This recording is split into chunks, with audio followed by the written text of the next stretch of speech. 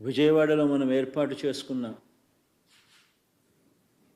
అంబేద్కర్ గారి మహాశిల్పం మన రాష్ట్రానికే కాదు దేశానికి కూడా ఇది తలమానికం.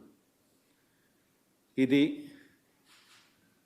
స్టాచ్యూ ఆఫ్ సోషల్ జస్టిస్, ఇది సామాజిక న్యాయ మహాశిల్పం. ఈ నెల 19వ తారీఖున చారిత్రక స్వరాజ్య మైదానంలో ఆవిష్కరించబోతా ఉన్న ఈ విగ్రహం దేశంలోనే కాదు ప్రపంచంలోనే అతిపెద్ద అంబేద్కర్ గారి విగ్రహం.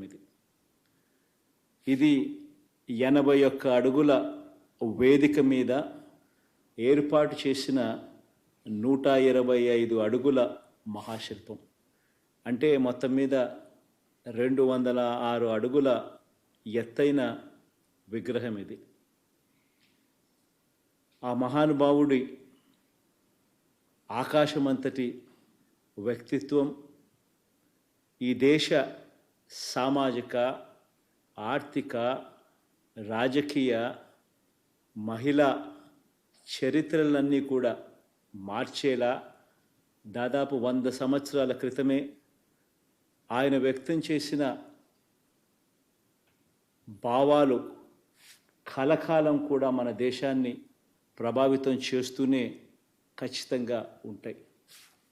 బాధ్యతతో ఆయన భావాల మీద అచంచల విశ్వాసంతో వాటిని మన నవరత్నాల్లో అనుసరిస్తూ ఉన్న ప్రభుత్వంగా ఏర్పాటు చేసిన ఈ విగ్రహ ఆవిష్కరణ సందర్భంగా 19వ తారీఖున అందరూ కూడా తరలి రావాలని కోరుతా ఉన్నాను.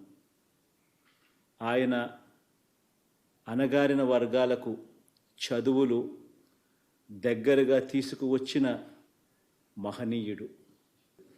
ఆయన అంటరానితనం మీద, ఆధిపత్య భావజాలం మీద తిరుగుబాటు చేసిన ఓ మహానుభావుడు.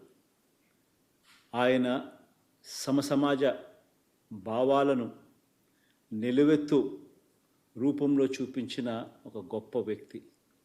ఆయన రాజ్యాంగం ద్వారా, రాజ్యాంగ హక్కుల ద్వారా నిరంతరం మనల్ని కాపాడే ఓ మహాశక్తి. ప్రతి వాడలో ఉన్న ఆయన విగ్రహం అణగారిన వర్గాలకు నిరంతరం కూడా ధైర్యాన్ని ప్రసాదించే ఓ మహాస్ఫూర్తి. దళితులతో పాటు కులాలు, మతాలకు అతీతంగా పేదలందరి జీవితాల్లో ఈ 77 సంవత్సరాల్లో వచ్చిన అనేక మార్పులకు మూలం డాక్టర్ బాబాసాహెబ్ అంబేద్కర్ గారి భావాలు. కాబట్టే ఆయన్ను ఇంతగా మనమందరం కూడా గౌరవించుకుంటా ఉన్నాం. మన విజయవాడలో ఆవిష్కరిస్తూ ఉన్న ఈ మహాశిల్పం మన రాష్ట్ర చరిత్రలో సువర్ణాక్షరాలతో నిలిచిపోవడానికి మాత్రమే కాకుండా చరిత్రను తిరగరాసేలా 100 సంవత్సరాల పాటు స్ఫూర్తిని కూడా విగ్రహం ఇస్తూ పోతూ ఉంటుంది.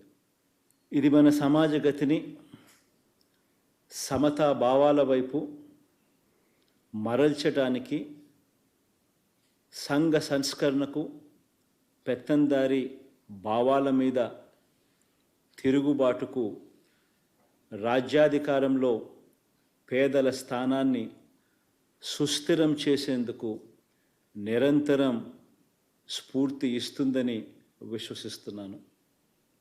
జై హింద్.